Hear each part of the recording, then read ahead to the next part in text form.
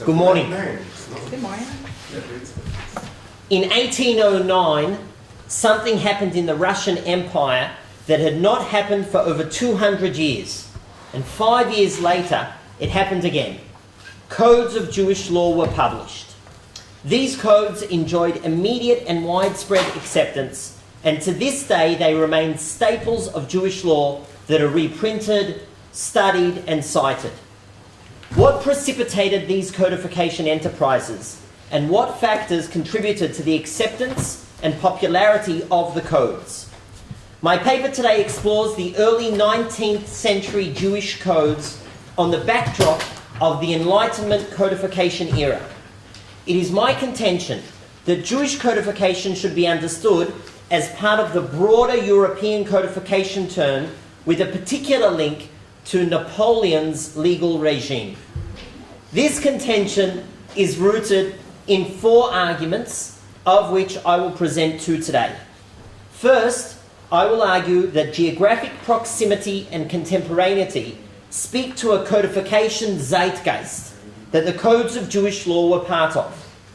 Second, the mobility of codification notions makes it theoretically possible that the ideas penetrated the Jewish community and the Jewish law jurists. Alas, I will not expand on this point today. Third, the various codification enterprises around the globe and within Jewish law all used similar justifications, narratives, and rhetoric. This too will not be the focus of my discussion today. Fourth, I will address the matter of concrete links by exploring whether codifiers of Jewish law may have known about Napoleon's code. I begin, however, by presenting the 2 early 19th century codes of Jewish law. It's beyond the scope to recount the history of Jewish codification.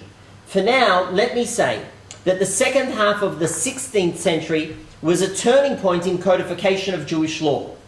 Within a span of some 40 years, 3 writers produced codes. These codes, in particular Cairo's code with Isserlis's interlineal gloss, became the standard for Jewish law. Following that wave, subsequent Jewish legal writing favoured other forms: commentaries, responsa, handbooks, digests, and marginal glosses. For 200 years, Jewish jurists were simply not interested in writing codes. I am aware of a few minor codification attempts during the 18th century, yet these volumes did not manage to capture attention and were consigned to oblivion. They were never reprinted and are barely known and never cited. Codification of Jewish law had run its course. The era had ended, or so it seemed. At the beginning of the 19th century, there was a break with Jewish legal writing trends. 2 jurists independently penned codes which were eagerly embraced. The first, Chaye Adam, meaning the life of man, by Rabbi Abraham Danzig, was published in Vilna in 1809. 6 years later, Danzig printed a code on a different area of Jewish law. Contemporaneously, elsewhere in the Russian Empire, another code was produced. This code is commonly referred to as Shulchan Aruch Harav and is the work of Rabbi Shneur Zalman of Liadi, published posthumously by his sons.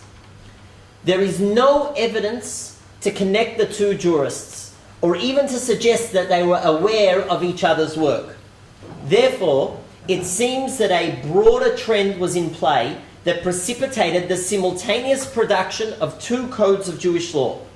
I suggest that that factor may be the codification movement that was sweeping across the world of law. The Age of Enlightenment called for rational, systematically structured, and clear, accessible law. This call precipitated a codification turn. From the middle of the 18th century, enlightened European monarchs aspired to grant their subjects codes of law. The concept of the codification turn should be linked to Leibniz, who advocated the drafting of a code. Leibniz's plans remained a lifelong preoccupation, though his ambitious designs were largely unrealized. Nonetheless, Leibniz's notion of scientific legal codification was a key factor in the move towards modern codification. In practical terms, the codification term was felt in the second half of the 18th century. It was at this time that codes were written and promulgated in Europe after lengthy legislative efforts.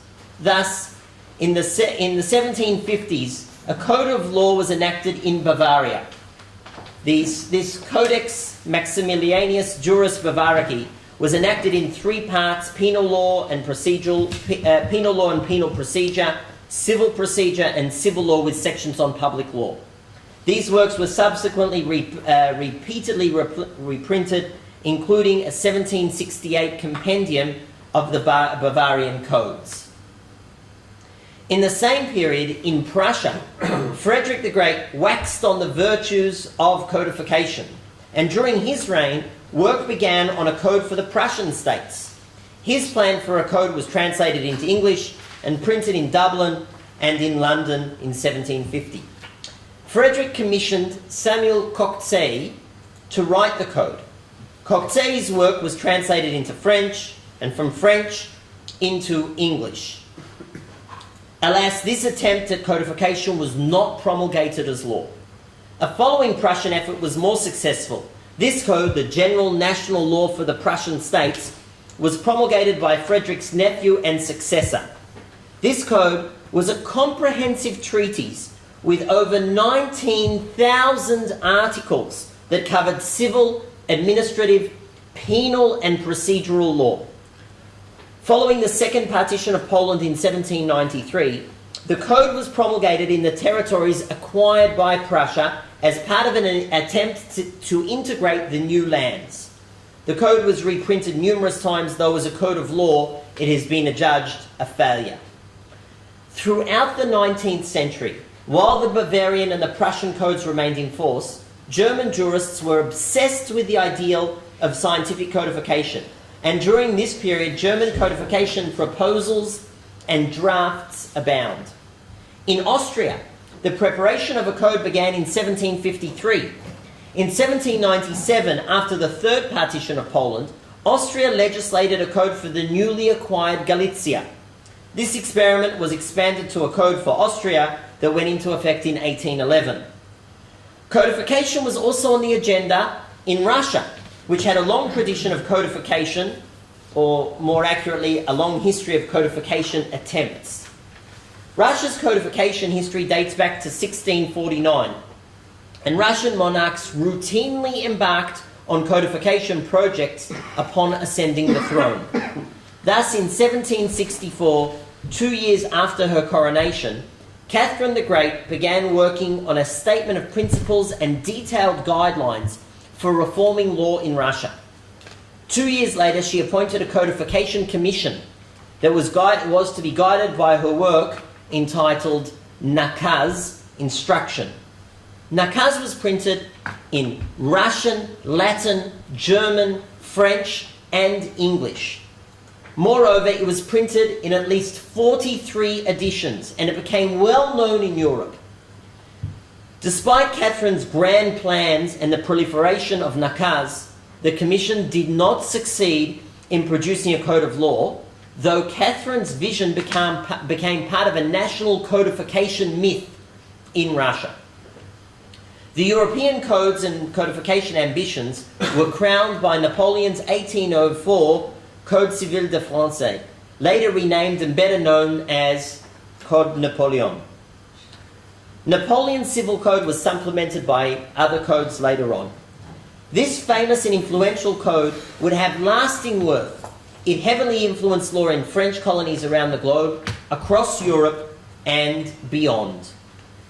This account of Enlightenment legal writing reflects a codification zeitgeist. The temporal proximity between the codification efforts should be enough to pique our interest and raise the possibility of an actual link between codification efforts in Jewish law and those in other legal systems. The codification zeitgeist, however, is circumstantial evidence. Temporal juxtaposition, geographic proximity, and even rhetorical semblance and intellectual similarity do not prove a link between the different codification projects. While evidence that would demonstrate such a link would make my claim incontrovertible, locating such evidence is a problematic task, primarily because it is highly unlikely that one of the Jewish codifiers would acknowledge that he had borrowed or been influenced by Enlightenment ideas. Systemically, Jewish law could hardly acknowledge kinship with scientific, secular, legal families. With that in mind, my thesis that there is a link between the codes of Jewish law and their contemporaries would be bolstered if we could prove that the codifiers were aware of their European counterparts. The question should be asked about all the European codification enterprises, but in the present context, I will focus on Napoleon's legal activity. What might the Jewish codifiers have known about Napoleon's code and his legal regime? Danzig and Schneur Zalman both lived in regions of the Russian Empire that were conquered by the French in the 1812 campaign.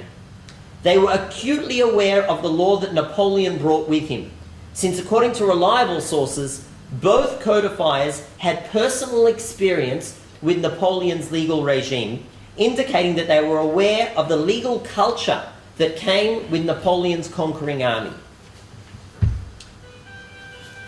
On June 24, 1812, Napoleon's army crossed the Niemen River to engage the Russians. The force quickly conquered Lithuania, Russia's westernmost province, and 4 days later, Napoleon rode into Vilna. With Vilna in French hands, the city became the army's main depot. The occupiers were in desperate need of supplies, and while they hailed themselves as liberators, they plundered the city in an attempt to stave off hunger and exhaustion. Napoleon marched out of Vilna 3 weeks later, leaving behind a force to guard the city. Later that year, Napoleon beat a path of retreat via Vilna, and Napoleon's campaign ended mid-December when the last French soldier left Russian soil. All told, French forces occupied Vilna, Danzig's hometown, for 6 months. In a succinct biographical passage in the second edition of his code, Danzig reported his interaction with French troops encamped in Vilna. Danzig recounted how the French had confiscated the manuscript of the second volume of his code. Danzig went to the French army base to meet the commander and request the return of his manuscript. He was fortunate, as are we, that for the manuscript was returned to him. Why did the French troops confiscate Danzig's manuscript? And why did they subsequently return it to him? Danzig gives us no clue. I suggest that the motive was quite simply plunder. The French Revolution and subsequent Napoleonic Wars involved a concerted effort to bring artwork to Paris. The plunder focused primarily on art, though there were also cases of confiscation of books and manuscripts. In 1794, thousands of volumes from the University of Louvain were sent to Paris. After the defeat of the Papal States, the Pope promised to transfer 500 Vatican manuscripts. Manuscripts from Italian libraries were also looted. During Napoleon's failed Egyptian campaign, many valuable books and manuscripts were also procured. Incunabula from the Rhineland were taken in 1802. Books from Berlin and Potsdam, including works annotated by Voltaire, were carted away to Paris. In 1903, the Louvre was renamed Napoleon's Museum, and by 1814 it boasted a collection of over 4,000 books.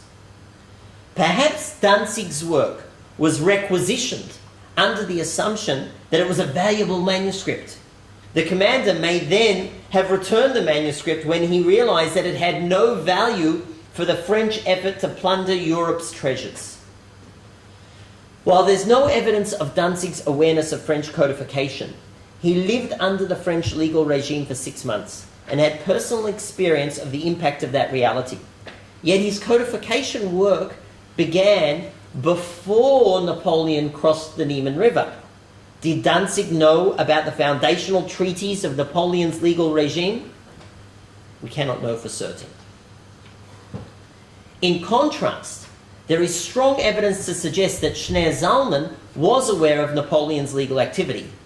A letter from Schneur Zalman's son and successor, Dovber, recounts the family's travails during Napoleon's advance on Russia. The letter, written in late 1813, a year after Napoleon's retreat, describes Schneur Zalman's attitude towards the leaders of the warring countries. Regarding Napoleon, Dovber placed harsh language laden with mystical code words in his father's mouth to indicate that the French ruler was the epitome of evil. What was the reason for Schneur Zalman's active opposition to Napoleon and his support for the Russian Tsar, Alexander? The answer may lie in the different legal regimes offered by the two rulers.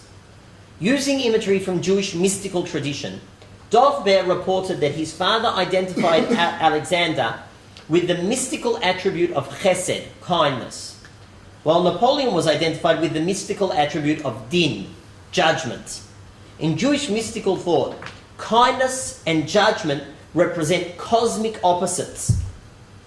They compete against each other, with kindness eventually prevailing over judgment. Translating these mystical notions into Schneur Zalman's political reality, kindness will defeat judgment, Alexander will defeat Napoleon. Judgment is not used here as a metaphor for a just legal regime. On the contrary, it represents the unbridled exercise of power with no compassion. Indeed, Napoleon's armies pillaged the lands they conquered. I mentioned the confiscation of cultural treasures from the perspective of the masses, the pillage of everyday goods to supply the army was acute. Dovber's letter mentions violent and merciless killings and Napoleon's haughty attitude born of his military achievements. Napoleon's arrogance in battle was linked to his lack of faith in God. His military gall bespoke a lack of recognition that he had merited divine assistance in his campaigns. The letter also mentions Napoleon's disparaging attitude towards religion. Legend has it that in 1804, in Paris's Notre Dame Cathedral, Napoleon snatched the crown from the Pope's hand and crowned himself emperor, broadcasting that he was above religious authority and not beholden to the church. The colourful tale is of dubious authenticity, but its thrust is accurate, for Napoleon had no intention of accepting the Pope as his overlord. We do not know whether Schneur Zalman and Dovber were aware of this legendary moment, but Napoleon's attitude to religion was widely known. In contrast to Napoleon, Dovber trumpeted the faith of Alexander, who credited God, Christian God, right? Credited God for victory over Napoleon. Schneur Zalman believed that the Russian legal system was just. On 2 occasions, the Russian authorities imprisoned him on trumped-up charges. In both cases, Schneur Zalman was allowed to present his defence, and both incarcerations ended without any guilty verdict. The second time, soon after Alexander ascended the throne. In a letter written to one of his colleagues, Schneur Zalman praised the Russian legal system for the way it handled his case. He specifically mentioned the fact that as the accused, he was permitted to present his defence. In contrast, Schneur Zalman perceived French rule to be unjust and overbearing. He disdained the French legal regime and he did everything in his power to foil it.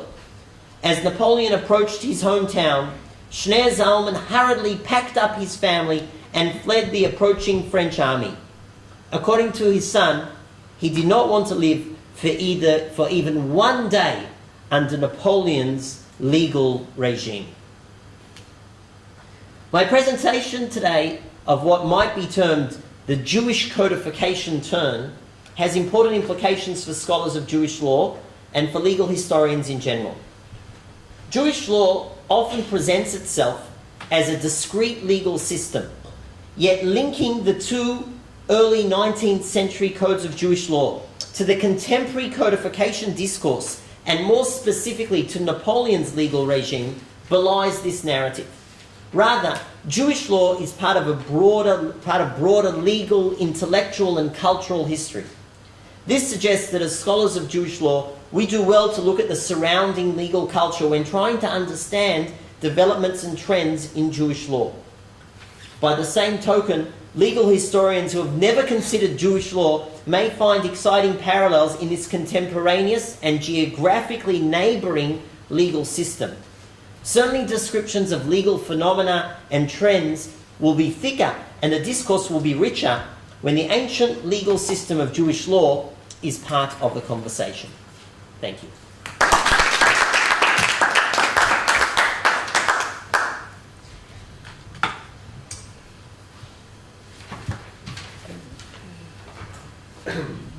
שני הקודים, לא, אתה יכול אני מבין עברית, אני התבקשתי לדבר באנגלית.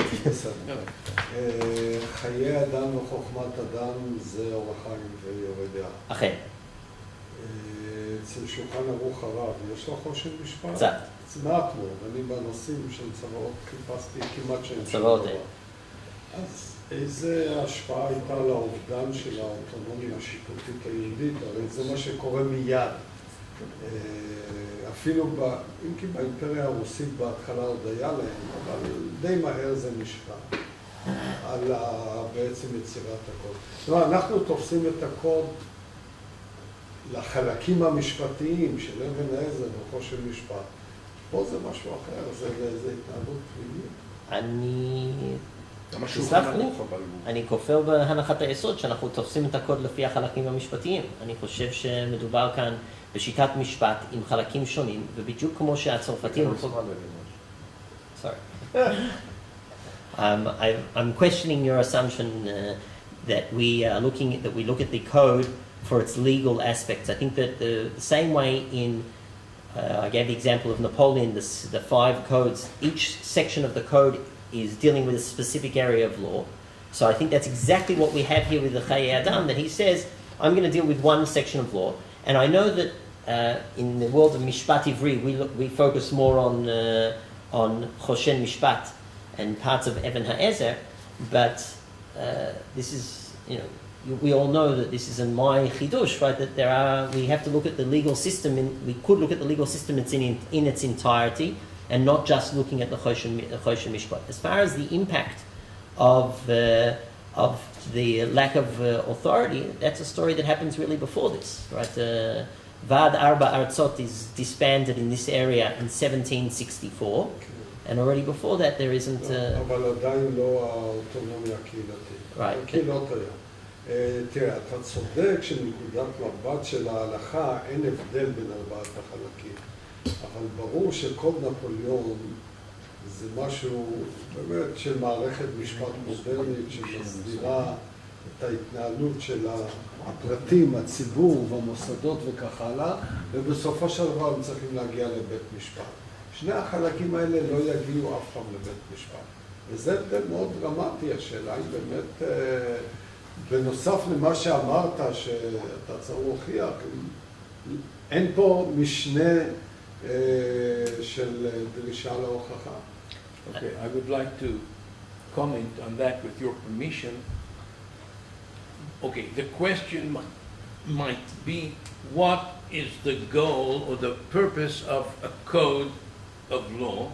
Okay, now one thing might be to guide the court in making a decision, and we have to decide according to the code. Another aspect, which of course also exists, is informing the population what is expected of them and what they can safely do without getting into problems. Okay, now this second aspect is of course relevant to Yoreh De'ah and Orach Chaim, because a Jewish person wants to know what they can do and how they can behave without getting into problems, Nahon, vis-a-vis God. But that function of a code does exist even with no court being available. Can I- When Jews lost their autonomy, One second, can I? legal autonomy in Russia. They were never given autonomy for Dinei Mamonot and Russian imperial rule. Never. When Russia occupied Poland, that is. That is That maybe was they didn't. immediately. Yeah, the government didn't have immediately all the force and time maybe to eliminate possibilities of continuation of the functions of Batesian, but formally they would never given. Never. I don't know. Could I- It was shut down in the 60s. Mordechai, Permission. well, in a second, I just want to add to what Tzvi said. I certainly accept what you said about informing the population. There's another reason that we have codes as well. Codes are they're an expression of imperialism, and they are a way of saying of strengthening national identity. And it could be that when Shnei Zalman of Liadi comes along and he says, I'm making a code, he's strengthening Hasidic identity. So there are what we might call imperial, in inverted commas, right? Even though without an empire or without a state, there's still an expression of identity, even if we don't have the courts. And that's just in addition to what Tzvi said. Yeah, Go and ahead. also another addition. Thank you for this attack, or the basic attack. But also, I would like to join to what you said, that indeed the Shulchan Aruch was made by the request of the teacher of Shneur Zalman for all Hasidim, not only Shneur Zalman's Hasidim, and also, in fact, it initially contained all the four parts, only only third Igi Eliadeinu. And it's well known, and those who were in the middle of the 19th century trying to reconstruct his opinions were saying that they are reconstructing what actually had been written. Truth is, we don't have any evidence of the missing parts, right? And there's no evidence also of that the Maggid asked. Unfortunately, the Maggid didn't write that. We only have that as hearsay from the son-in-law. But We can still ask. we can ask. Maybe you can when you're raising the sparks, bonus. Yes, Susan, go ahead. Well, I find it interesting, although I mean I am familiar with Rabbi Shneur Zalman identifying Napoleon as the more oppressive ruler when to so many Western European Jews, Napoleon was the liberator, the one who tore down the ghetto walls. I was wondering if anything that had to do with Napoleon's design of basically being another Roman or Roman-style emperor. That's a good question. He doesn't. We have two letters that are relevant. One written by Shneur Zalman and one written by his son.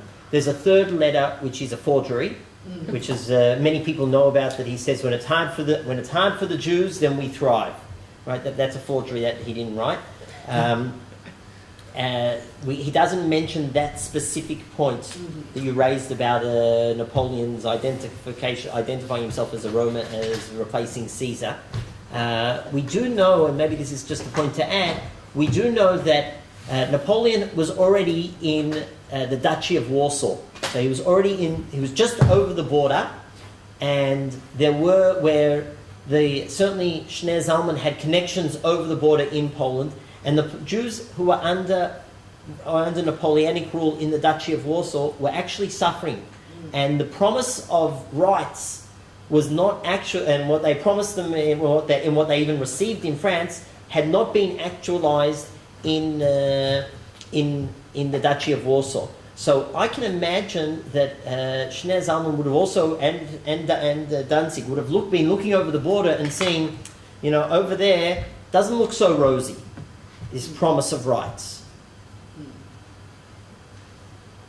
Go ahead. So I have two questions. So first of all, I think one way to see what's new about these attempts is to compare them compare the 16th century codes with the 19th century codes and see how is it different. I think that might be a basis for pushing this argument further. And so I was wondering if maybe you could say a few words about how they differ from previous Jewish codes.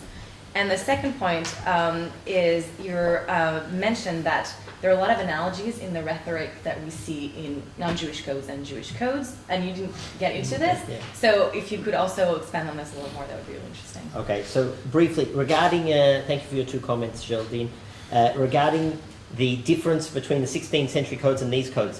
One of the reason I didn't relate to it is because the fascinating thing is there aren't salient differences. Sure, there are small differences in law and things have developed and there's more commentators to take into account, but neither of these works are revolutionary as far as their content. Neither of them are revolutionary as far as their content. They're a part of the continuum of the development of Jewish law, and they don't break in any significant way with tradition. Anytime we find something different in them, we would have to search and find specific aspects. I see Amichai is not happy with that. Because all the basic ideas of Shulchan Aruch is a very big innovation. I know, but I'm talking about the 18th century. Okay. They don't. Geraldine asked, how did the 18th century develop? How did the 19th century codes differ from the 16th century codes? And there isn't that difference. There are differences, and we have to. They're interesting, but it's not like this isn't a major change. Which, by the way, I'm sure you know better than I. Napoleon's code is also not a major change from the law in France after the Revolution, right? What is it? Napoleon's code. Napoleon's code it's a change in name more than anything else, right? This is Napoleon's code that we're going to give to the whole world. And the changes had already happened in 1789 and thereabouts. And we find a similar case over here. But the question was not about the content of the law, but about the structure and the concept of codification, right? Yeah, so it's both in terms of content and form. Does the form change from, previous codes, for instance? So Shneur Zalman's code doesn't change significantly. There are some minor changes. The Chayei Adam, Danzig's code, is organized differently. But again, not so differently that we couldn't. In fact, in one of the later edition, he publishes the second edition. He himself adds annotations, and he says, "I'm going to annotate where the corresponding source is in the original Shulchan Aruch of the 16th century, so that you can see that I'm really just continuing." So he does try to link it back, but the difference is. But that strengthens the argument that his original idea was to rewrite. Yeah, but it's not. It's not to reorganize and to try to just do something different, and then he got a problem of legitimacy, and therefore he tried to do this annotation, which he thought you wouldn't need in the first edition. It might be a strengthening of. That's a good point, but the difference is not so great. I agree. That we get that this is what we have to. That this is what. Also, he says at the beginning why he's doing it. And he doesn't say anything about I need to reorganize. And he's still, as Elimelech pointed out, he's still using the way Jewish law is organized into different sections. Whether he intended to write on Choshen Mishpat or not, there's different testimonies. Whether maybe he wanted to and he didn't get to it, or maybe he didn't want to, it's a matter of discussion. As far as your second question, Geraldine, about the rhetoric, so I can't go into it in depth now, but something like Tzvi said, that they want to make the law accessible, that the law at the moment is only known by a few people, that people are confounded by the mess, and therefore we want to present something clear. We want to present something clearer. What's fascinating, what I find fascinating, is that both the European codifications and the Jewish codifications all have educational objectives. And I think that that's a point that we may not have expected. Right? Both of them are saying, this should be a program of education. And in fact, both Chayei Adam and Shulchan Aruch Harav become texts that are studied regularly in small groups in communities. So they are seen as the educational objectives are really carried out. So those are some of the points of where we find that similarity.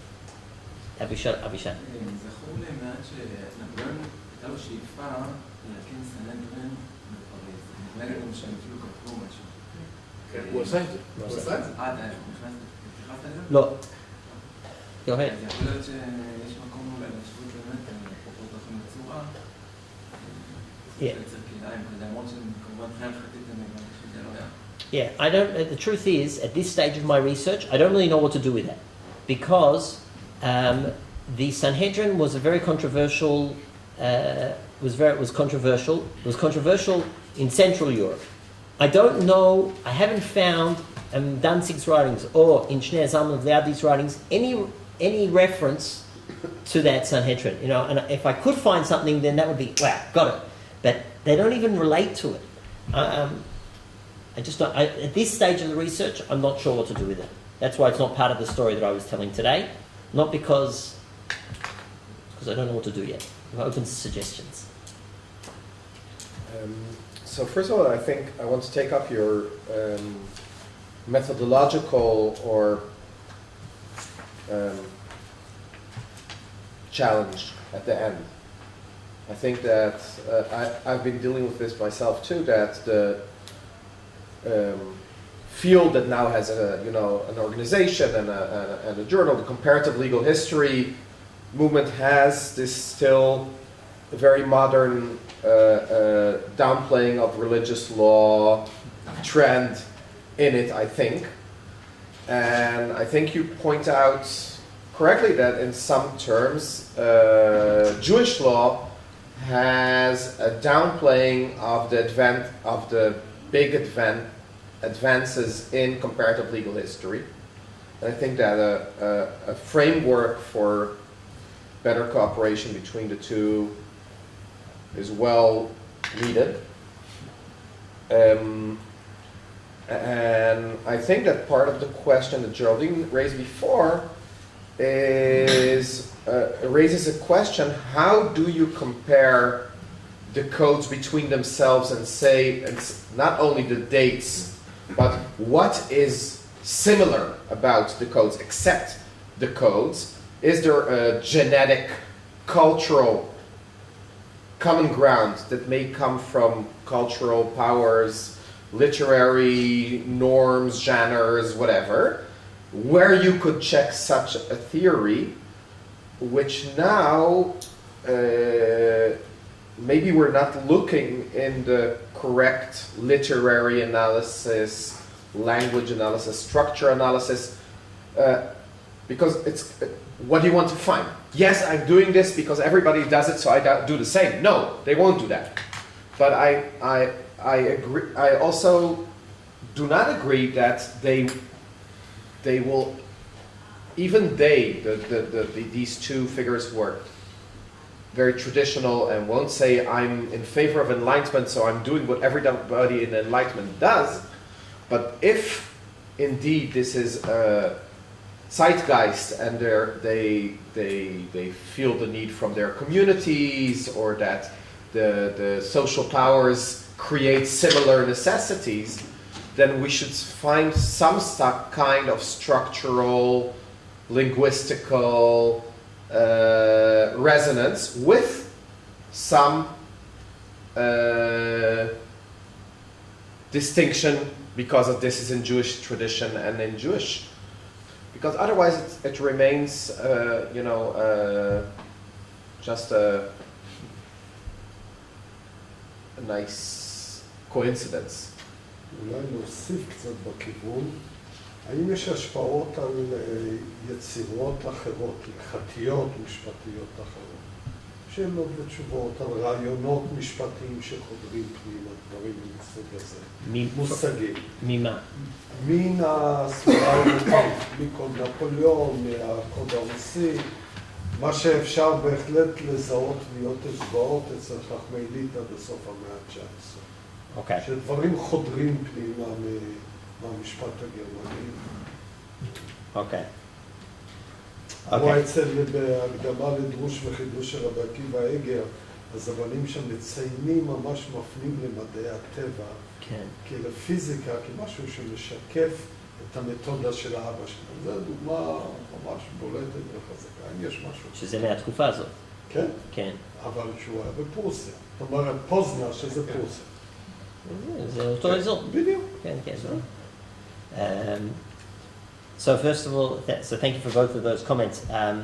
As far as structure, I want to break up what you said a little bit, Amos. As far as comparative law, so I certainly would like to see Jewish law as part of the conversation, rather than relegate. Oh, it's just a religious system. Even when we look at the religious system, my claim today is, don't only talk about the norms. Look at the structure. Look at what the forms of legal writing. What the forms of legal writing are, because the legal writing may be somehow part of a different, broader legal story. So I certainly appreciate what you said. As far as coming back to the specific example and my paper today, the structural resonance, I think that we've spoken about that a little bit. And dividing codes and doing one part of a code. I think I'll just add one more point. The fact that the Chayei Adam printed a code on Orach Chaim, on only one of the 4 sections, is that because Napoleon's code was also printed piecemeal? All the codes, and I even gave examples how they were printed in section. They were issued in sections, and he didn't feel like I need to issue everything at once. Can you say that that's a connection? Maybe. Or is it just circumstantial and just the coincidences you said? I don't know. As far as linguistic resonance, I wish. Halavai. But I haven't found that yet. I am doubtful whether I will find it because I know that Shneur Zalman did not read French. So I don't think he would. So he wouldn't have read Napoleon's code. He didn't. He wasn't fluent in Russian. When he's cross-examined, he's permitted to write his answers in Hebrew, which are then translated. So to look for a linguistic resonance would be lovely. I don't believe at this stage that it's going to be there. As far as whether there are notions from the French codes that have penetrated the responsa literature. That's a good question. Yeah, the Chitushim. I don't know the answer. That's a good question. I don't know. That would be interesting. I know that בסדנה שלנו פה, אתה זוכר, זה שדיבר על קצות החושן, כן. דיבר על ההשפעה של ההשכלה. אסטרונומיה של האבסבורג. Yeah. So whether right, whether it's there or not, it would be interesting. I can tell you that there aren't that not in the writings of Danzig and Shneur Zalman. We don't find it. Certainly not in Shneur Zalman. Even in his responsa, we have his responsa. His responsa are much more internal. Let me be honest for a moment. I'm not standing here saying to you that this is a direct influence. Napoleon and the response is Chayei Adam and Shulchan Aruch Harav. I'm not going that far and suggesting that. What I am saying is that this at least should be part of the conversation. This article that you've read is part of a larger project to try and understand what is happening in Jewish law in this period at the beginning of the 19th century. And why do we suddenly have these codes? What I didn't talk about in today's presentation at all is the internal reasons. And there are internal reasons as well, internal reasons within the community, and the authors say why they're doing it. And obviously, I'm not throwing everything they said out the window. That's really a first source. Why do they say they're doing it? And Mordechai, you mentioned that, right? You said that the Maggid told Shneur Zalman, right, to write the code. So that's the first point. I really should start, and I will start in the bigger project, start from there. What are those reasons, and how reliable is that testimony? Did the Maggid really tell him? Do we have external evidence? Is it possible? Did they live at the same time? All those questions. All I'm trying to do today, and part of our sadna here, our workshop, is to say there is another angle that I believe that has not been considered yet, and it should at least be part of the conversation, even if it's not a trump card that this is the answer and no other answer should be brought into the discussion. Amichai. So we spoke a lot about it, so I just throw some points in order to enlarge the discussion. First of all, you may compare it to the dispute for many years about the Mishnah, and if the Mishnah is a sort of reaction to the Roman codification, and you have a lot of stuff about it. Second, as you said, you must, I think, you must check first the introduction of the author himself in order to see what was his aim in order to, when he wrote his compendium, and you can see that Chayei Adam gives you a very large and detailed introduction, which he explained. And I think it's very historically reliable that we have no choice. The people can't understand the Shulchan Aruch on all of the Nosei Kelim of it, and even the Shulchan Aruch is too complicated for our generation, so we must do it first. And I said because it's a big problem in every research in legal history, and especially in Jewish law, about external factors that change maybe the law. And I think all the time I found examples of Chaim Soloveitchik, very good basic for this discussion, because Chaim Soloveitchik in some of his books about Yain Nesech, in other places, says that you must take seriously what the author writes. Just if you see it's very unlogical, it's a sort of deviation from the traditional understanding of this source, there are contradictions between one source to another of the same author, then you start to try external factor that change what's going on. So I think it's a very good way to check the sources. And the last point is that if you see the European codification of the 19th century, it was a very ideological and very revolutionary codification, and the rulers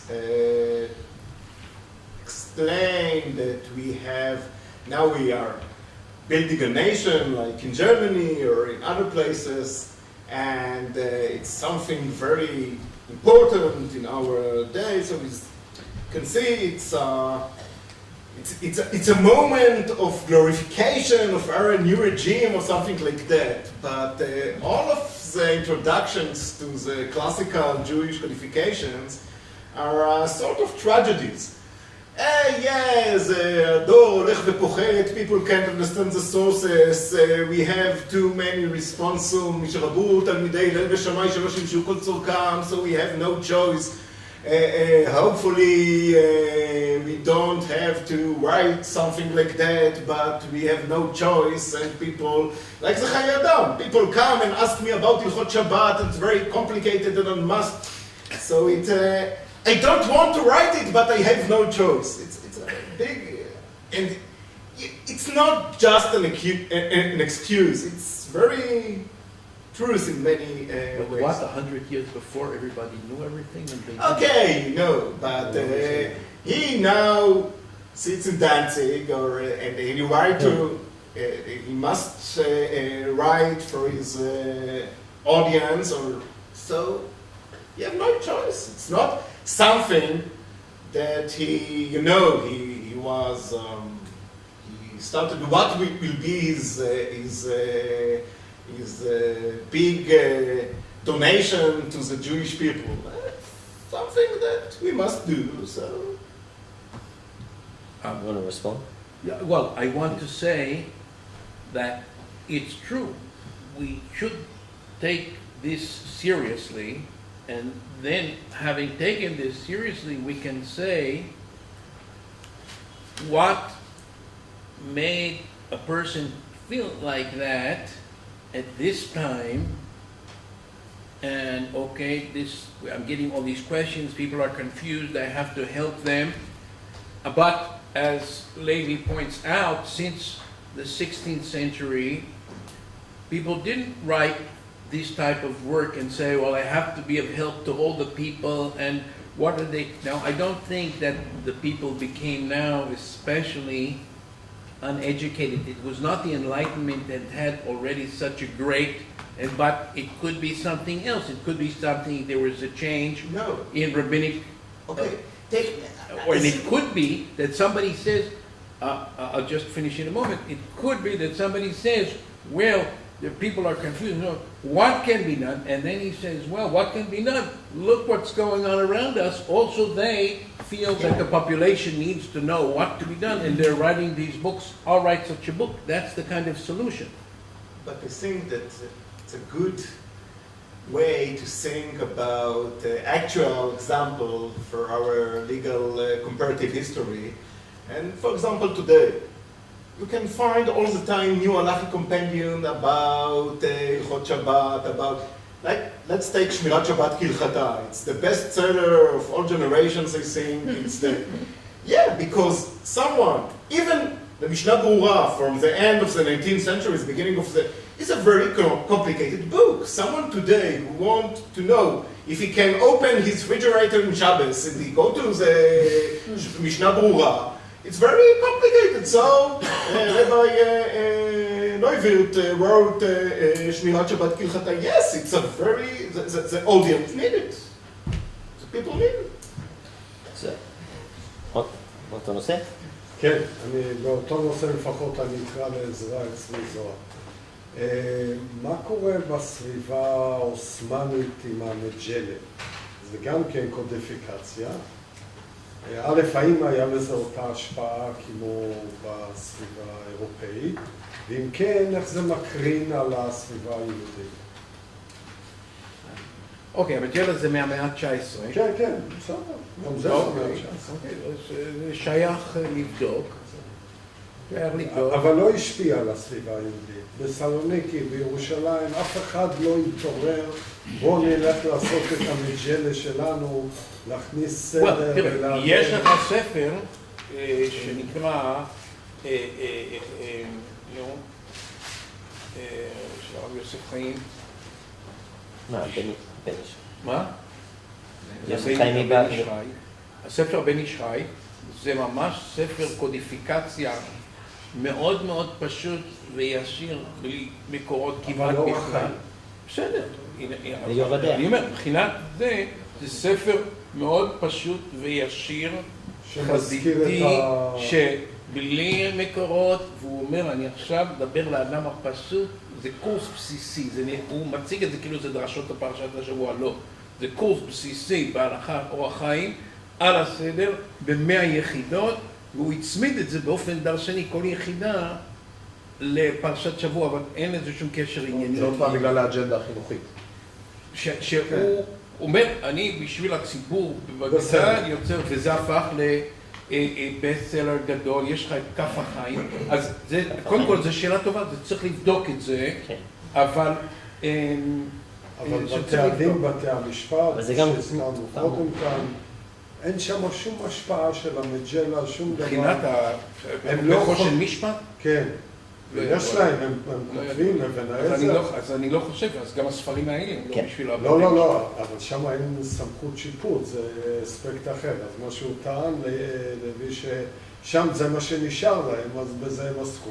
טוב, יש, אתה יודע, במצרים בראשית המאה ה-20, שבתי הדין היהודיים היו מוסמכים בתחום של אבן העזר, אז רב מסעוד חי בן שמעון כתב בערבית, אבן העזר בערבית לדיינים, ובעצם הציבור המשפטנים המצרי שיודע רק ערבית, אז הוא בעצם כתב אבן העזר מאוד מסודר ויפה בערבית.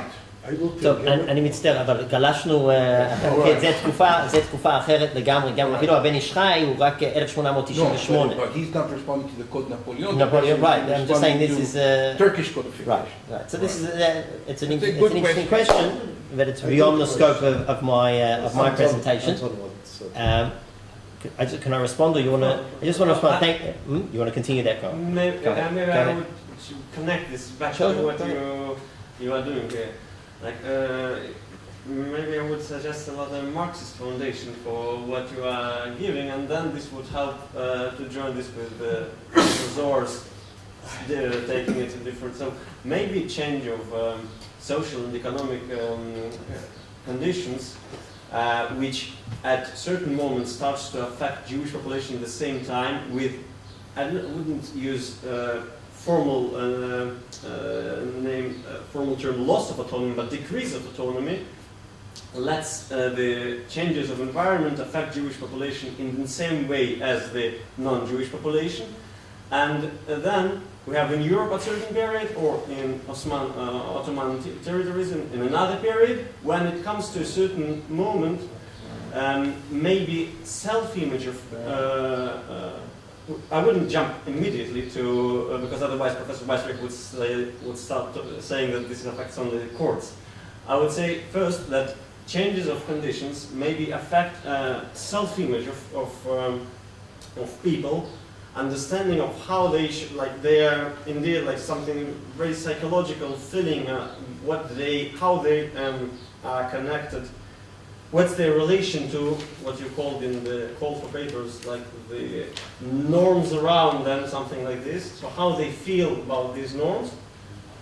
And then something changes because of material conditions, and they start to relate to these norms differently.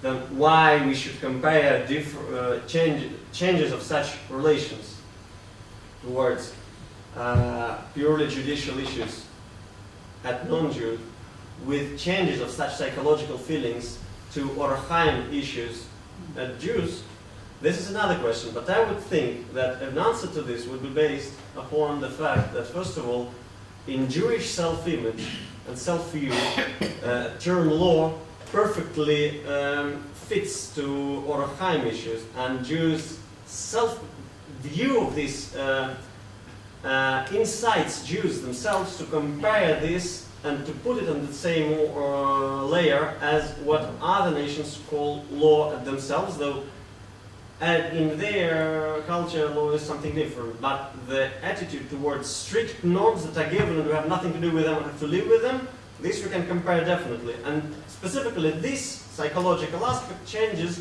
maybe due to material things. Thank you very much, Mordechai. I'll respond briefly. Amichai, thank you very much for your comment about the Mishnah. I didn't think of that. I'll have a look at that. As far as how important it is to check the introductions first, definitely. I mean, you're familiar with my work on the introduction to Shulchan Aruch Harav, which I did check very carefully, and certainly that's the first stop. What I've said today is I've tried to say. What else is there? As far as Mordechai, your question about looking into social change, so I think that's a very good point, and that's where I started. I said, okay, what's the social change going on at the moment? The biggest social change that happens in the life of Danzig and in the life of Shnei Zalman Verdi is Napoleon. That's the biggest social change that happens in that area at that moment. Now, are there other social changes? I think it's a good point that I should certainly check. One last comment. Amichai, as far as the difference, you raise a really good point. European codification is celebration. Jewish codification is tragedy. I think that's a fascinating point. I don't know, but I wonder whether that isn't a necessary Those are necessary marketing tools that are internal to both systems. So if I'm coming on, if I'm a European Enlightenment scholar and I want to sell my codification, I have to say, this is Enlightenment, this is new. If I'm a Jewish scholar and I want to sell my codification, I have to say, well, who am I? I can give a codification. Which it should be built in a religious law because you're all the time Going down Going from down. the highest point. So Foucault says that interpretation is to say first time everything that has been said before, and to say again what is new. So Yeah. Okay, last. last comment, go Yeah, ahead, Susan. just an interesting sidelight. I remember learning how, in our own time and in our own generation, observances is stricter often because it is learned out of books rather than what your Bubby or Zadie did. And I just wondered if this beginning of the widespread use of codes kind of started that movement towards relying on written sources rather than custom. Scholars have dated that to be a later development. I think you raise an interesting point, whether it could be traced back to these codes. I think that the evidence shows that that develops later. In fact, the codes, and this is maybe another stage of the project in the future. Even though the codes become foundational texts, they don't widely change practice. So everybody's learning them, but they don't change practice. And that change of practice based on a written word really only happens after the Holocaust. Thank you very much for your comments.